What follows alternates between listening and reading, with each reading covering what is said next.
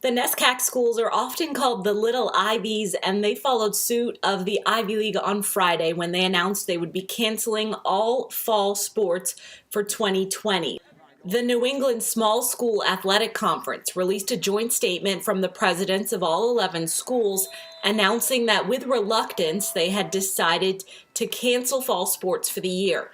This move affects 3 Connecticut schools in Wesleyan, Connecticut College, and Trinity College. I spoke with the athletic director of Trinity today about the difficulty of making this decision and if there's a possibility of getting sports back in action come the spring. We waited this long in part to see if there was, some optimism that we could play. And so it would have been very easy in April to say, gosh, it doesn't look like fall sports. Instead, we waited as long as possible. We're at that point now. It's just really not feasible to think about playing sports in the fall. So now we turn our attention to what's going to be possible with our winter teams, which brings with it a whole host of issues as we think about indoor sports and contained environments. But we'll continue to think about options that might exist for these fall sport athletes to get not only robust practice opportunities, but perhaps some competition down the road.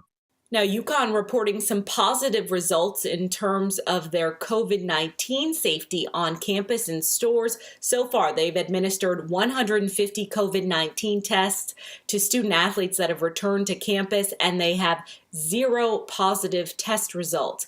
This is a great sign, as UConn was using this as a sort of pilot program for how to progress with fall classes and the student body potentially returning to campus and stores.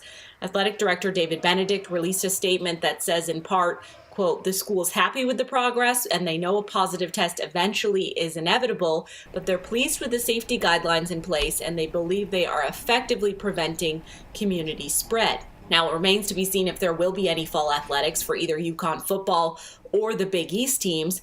A decision on that likely to come in the next couple of weeks.